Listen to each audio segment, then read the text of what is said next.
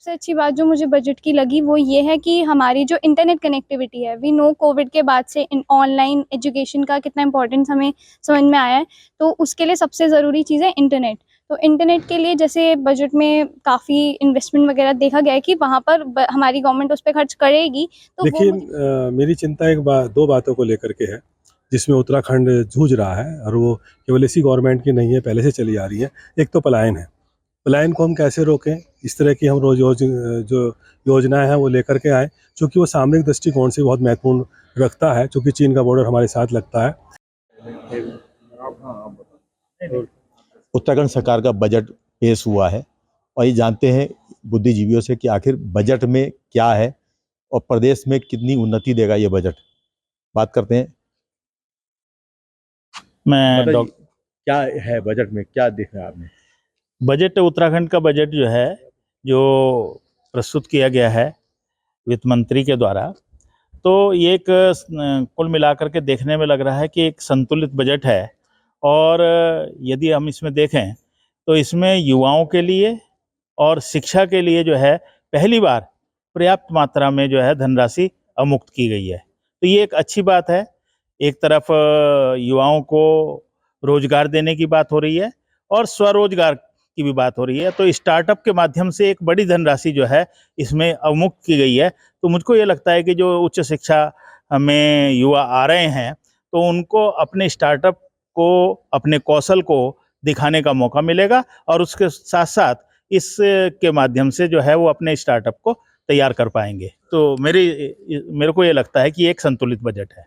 उत्तराखंड चूंकि उस पर ऋण बहुत ज्यादा है उत्तराखंड राज्य में, तो इस बजट के माध्यम से लगता है कि वो ऋण कम हो पाएगा या ये इसमें कोई किस तरह से राज्य उन्नति कर पाएगा इसमें? जी, आपके प्रश्न के जवाब में मैं यहाँ पर रेखांकित करना चाहता हूँ कि दो ऐसे फैक्टर हमें लगते हैं जो आपकी जो चिंता है राजकोषीय घाटे की, उसको एड्रेस करते हैं। और वो दो चीज़ें ऐसी हैं, एक तो अवधारणात्मक जो इंफ्रास्ट्रक्चर का जो डेवलपमेंट है और बिल्कुल ग्राउंड लेवल पे इंफ्रास्ट्रक्चर का डेवलपमेंट है, वो बेसिकली क्या होता है कि वो एक इन्वेस्टमेंट होता है, वो कोई खर्चा या एक्सपेंडिचर नहीं होता, क्योंकि वो जो इन्वेस्टमेंट है वो लॉन्ग रन में स्टेट की आर्थिकी को दोबारा से पुनरुत्थान करने के लिए बहुत आवश्यक होगा। जहाँ तक मैं समझता हूँ आपके इस प्रश्न का जवाब कि क्या रोजगार सृजन में राज्य जो है ज़रूरत से ज़्यादा खर्चा कर रहा है, तो इस प्रश्न के जवाब में मुझे एक बात ध्यान आती है कि एमएसएमई के लिए, लघु उद्योगों के लिए और मझोले उद्योगों के लिए जो विशेष प्रावधान इस बजट में किए गए हैं, उससे सरकार की इस रणनीतिक सोच को एक बार दोबारा से बल मिलता है कि नौकरी लेने वाले नहीं बल्कि नौकरी देने वाले बने। तो मुझे लगता है सरकार ने सराहनीय कार्य किया है। इस आधार पर हम ये कह सकते हैं कि एक ना एक दिन उत्तराखंड राजकोषीय घाटे से मुक्त होगा और बाकी के जो रिच स्टेट हैं उनके साथ कदम ताल कर सकेगा। तो दो चीज़ें ऐसी हैं, एक तो इंफ्रास्ट्रक्चर डेवलपमेंट का और दूसरा एमएसएमई और लघु उद्योग के लिए विशेष प्रावधान के लिए। हमारे साथ कुछ महिलाएं हैं, महिलाओं से बात करते हैं। आखिर बजट में महिलाओं को क्या दिखा कि महिलाओं के हित में है? मुझे लगता है कि बजट में महिला सशक्तिकरण के लिए जो प्रावधान किए गए हैं काफ़ी प्रोत्साहित करने वाले हैं। और ख़ास करके जो एक वो मैं देख रही थी कि एक महिला उनके बालिकाओं के लिए साइकिल योजना और महिला सशक्तिकरण के लिए कार्य जो किया गया है, अच्छा प्रशंसनीय उसमें प्रावधान है। साथ-साथ नई शिक्षा नीति को जो लागू करने वाला जो उत्तराखंड प्रदेश बना है, अग्रणी प्रदेश बना है। मेन चीज़ ये है कि बजट में प्रावधान जो किए गए हैं वो भी काफ़ी उल्लेखनीय प्रशंसनीय है, लेकिन मेन चीज़ ये देखने वाली है कि उसके क्रियान्वयन में उसको किस तरीके से खर्च किया जाता है, कैसे उसको इम्प्लीमेंट किया जाता है नई शिक्षा नीति के तहत, ये देखने वाली बात होगी। आपका क्या सोचना है कि महिलाओं को आखिर क्या मिलने जा रहा है इस बजट में? सर, महिलाओं को मुझे लगता है कि इस बजट से काफ़ी लाभ होगा, क्योंकि गृहस्थी में जैसी चीज़ें चलती रहती हैं वो कॉस्टली होती हैं। हमारे मेन किचन में देखा जाए या और चीज़ें देखी जाए तो उसको देखा जाए तो महिलाओं को काफ़ी लाभ है। जिस तरह से लगातार महंगाई की बातें हो रही है, क्या इससे राहत मिलेगी महंगाई से? सर, कह नहीं सकती मैं, क्योंकि मिलनी तो चाहिए। कुछ युवा भी हमारे साथ, आखिर बजट में युवाओं के लिए क्या मिला है? युवा किस तरह से देख रहे हैं इस बजट?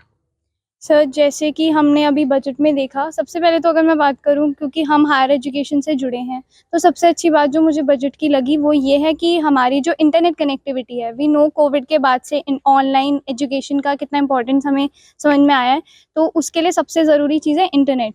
तो इंटरनेट के लिए जैसे बजट में काफ़ी इन्वेस्टमेंट वगैरह देखा गया है कि वहाँ पर हमारी गवर्नमेंट उस पर खर्च करेगी, तो वो मुझे सबसे अच्छी बात लगी। दूसरी मुझे ये लगा कि हमारे बजट का बहुत बड़ा हिस्सा जो है खेल कूद के ऊपर दिया गया है। वो बहुत अच्छी बात मुझे लगी कि जब तक हम ही प्रोत्साहित नहीं करेंगे, हम उस पर इन्वेस्ट नहीं करेंगे तो रिजल्ट नहीं मिलेगा। तो वो मुझे सबसे अच्छी बात लगी। क्या लगता है कि बेरोजगारी की जो समस्या है, युवाओं के लिए समस्या, बहुत बड़ी समस्या है कि रोजगार कहाँ से मिले, कैसे मिले, वो दूर होगा इससे? जैसे कि मैंने अभी बजट पढ़ रहा था, तो उसमें जो हमारे राज्य सरकार है, उसने जो आप कह रहे हैं कि रोजगारी के लिए, तो मैं पढ़ रहा था कि उसमें लिखा था कि जो बेरोजगार युवा है, उनको प्रोत्साहित किया जाएगा, उनको शिक्षा प्रदान की जाएगी, जिसके कारण वो सशक्त होंगे और उनको आगे जो है और एम्प्लॉयमेंट मिलेगा, ये पढ़ा। और जैसा मेरे सर बोले थे अभी कि ये बजट जो है संतुलित बजट है। मेरे हिसाब से संतुलित का मतलब ये है जिसमें सब चीज़ों को एक इम्पोर्टेंस दी गई है।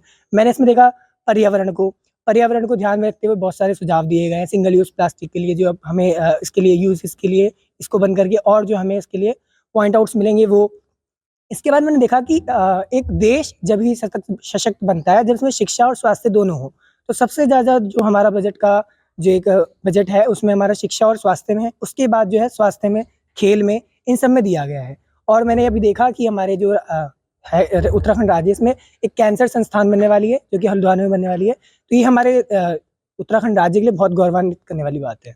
आप युवा जो चाहते थे बजट में, किस तरह की चीज़ें और चाहते थे या और कुछ चाहते थे कि वो होना चाहिए था इसमें?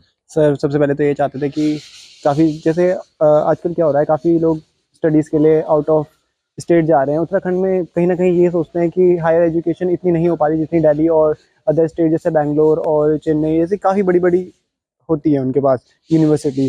सो जैसा कि अभी अबाउट 10,500 करोड़ जो रुपीज़ है बजट निकाला है शिक्षा के लिए और खेल के लिए, इस वजह से काफ़ी इसकी वजह से काफ़ी ज़्यादा ध्यान दिया जाएगा उनके ऊपर, खास करके स्पोर्ट्स और कॉलेज पे। अभी देखा गया कि मेडिकल कॉलेज भी बनाए जाएंगे और आजकल देखने को भी मिल रहे हैं, काफ़ी जगह इंफ्रास्ट्रक्चर बन रहे हैं। हाल ही में इसी रोड पे ही देखने को मिला है। तो लग रहा है कि काम हो रहा है और काफ़ी अच्छे से हो रहा है।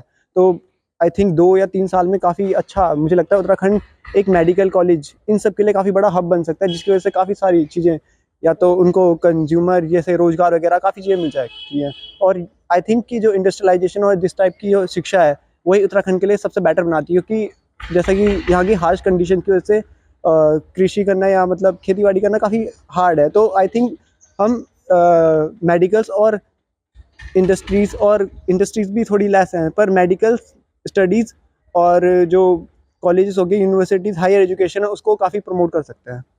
क्योंकि हमारे साथ कुछ शिक्षक भी हैं, जानना चाहेंगे कि आखिर शिक्षा को लेकर बजट में किस तरह के प्रावधान किए गए हैं और कितनी उन्नति मिलेगी शिक्षा को इससे? शिक्षा तो कहना चाहिए कि उत्तराखंड के मूल रहा है। देहरादून हमेशा से ही स्कूलिंग शिक्षा के लिए प्रसिद्ध रहा है और शिक्षा में चूँकि इंटरनेट वगैरह की आजकल बहुत ज़रूरत है, तो उसमें भी प्रावधान किए गए हैं। तो शिक्षा में तो सुधार आएगा ही आएगा, इसमें कोई दो राय नहीं है। लेकिन मेरी चिंता दो बातों को लेकर के है जिसमें उत्तराखंड जूझ रहा है, और वो केवल इसी गवर्नमेंट की नहीं है, पहले से चली आ रही है। एक तो पलायन है।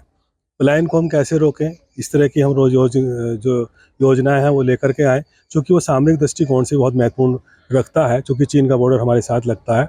और दूसरा जो दबाव है वो देहरादून, उधम सिंह नगर और हरिद्वार में आ जाता है सारे उद्योगों को लेकर के। हमें उद्योगों को इस तरीके से अलग अलग लघु उद्योगों के तौर पर संरक्षण देना चाहिए कि वो पहाड़ी इलाकों में भी लगें और वहीं की ज़रूरतों के हिसाब से और वैश्विक ज़रूरतों को ध्यान में रखते हुए वहाँ पर उद्योगों को बढ़ावा दिया जाए। उससे आपका पलायन भी रुक सकता है और आपकी जो आर्थिक समृद्धि है वो भी बढ़ सकती है, क्योंकि सबसे बड़ी चुनौती यही है। क्योंकि मैं अभी कुछ दिनों पहले अखबार में पढ़ रहा था, तो जो रिपोर्ट्स आई हैं, सरकारी रिपोर्ट्स जो आई हैं, वो पलायन को लेकर बहुत ही भयावह हैं। तो मेरी चिंता उसी को लेकर है। तो लेकिन जैसे SMSC को लेकर के कुछ उसमें किए गए हैं प्रावधान, तो उम्मीद जगती है कि स्टार्टअप के माध्यम से शायद वो पलायन रुके, लेकिन पहली आवश्यकता यही है। चूँकि बेरोजगारी बहुत बड़ी समस्या है पूरे देश के साथ साथ उत्तराखंड के लिए, लगता है कि इनमें प्रावधान है कि वो बेरोजगारी को दूर कर पाएंगे? जैसा कि हम इस बजट को देखते हैं तो हमें लगता तो है कि इसमें ऐसा प्रावधान है, क्योंकि ये बजट को अगर हम ध्यान से देखें तो ये बजट जो है UN के जो एजेंडा 21 पे काम करने वाला बजट है। एजेंडा 21 है सतत विकास के लिए, और सतत विकास में 3 मुद्दे होते हैं: सामाजिक विकास, आर्थिक विकास और एक पर्यावरण का विकास। तीनों ही मुद्दों को लेकर संकलित हुआ ये एक बजट पेश किया है सरकार ने। और बस इसमें एक चीज़ ये ध्यान रखने वाली बात है कि जैसे तो हमने पर्यावरण के विकास के लिए एक अच्छा खासा फंड दिया है, लेकिन पर्यावरण शिक्षा के और उसके शोध संस्थान यहाँ पर डेवलप होने चाहिए।